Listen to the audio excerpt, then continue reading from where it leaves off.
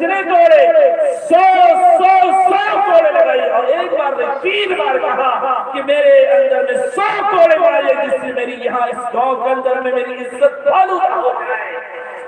اس نوجوان وہاں کے لیڈر نے کہا جس دن تمہاری غلط قدم اٹھے گی تو اس دن ہم فوراً چڑھ کر 100 کوڑے ماریں گے۔ جب اس بچہ پیدا ہوا تو گاؤں کے محلے کی عورتیں اور وہاں کے نوجوانوں نے کہا کہ فلاں کی بیوی کی اولاد ہوئی ہے، بڑی نیک صالح ہے، یقیناً وہ عورت نیک تھی، وہ خاتون نیک تھی جس کی وجہ سے اپنے شوہر کے بغیر پوری زندگی گزار رہی ہے۔ اور جب اس اولاد پیدا ہوا، اس اولاد کو پالا اور پوسا، جوان کیا، جب جوان کرنے کے بعد اس بچے کو علم دہ بنایا، اور اس عورت نے کہا میرے لیے میرے بیٹے کے لیے ایک فعال نوکری کی ضرورت ہے، نوکری بھی ہو جاتا اس نوجوانوں کو۔ عثمان اس خاتون نے اپنے یہ سر کا دوپٹہ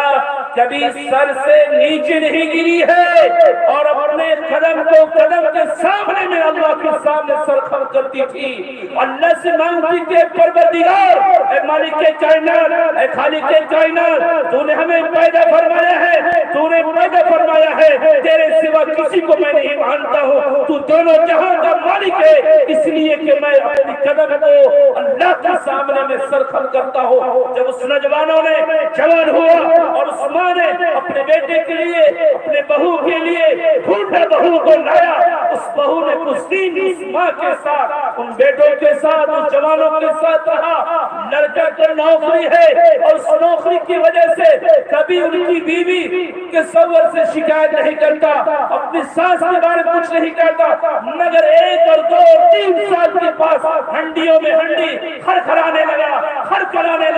کیا ہوا کہ فلاں کی بہو ایسی تھی کہ صبح اٹھ کر سویرے اپنے ساس کے لیے چائے بناتی تھی، آج 3 سال کے اندر میں اپنے ساس کے لیے جرم ستم کیوں توڑ رہے ہیں، ان کے ساتھ پہاڑ کیوں توڑ رہا ہے، ان کے ساتھ جرم ستم کے پہاڑے کیوں سمیٹ رہا ہے۔ آج وہ عورت، وہ بوڑھی عورت نے جس وقت اپنے شوہر کو، اپنے بچوں کو پیٹ میں 9 مہینے لے کر رہی تھی، اور اس بچوں کو پیدا کیا ہے، پیدا کرنے والا اس خداوند قدوس ہے جس نے ہم آپ کو پیدا فرمایا ہے۔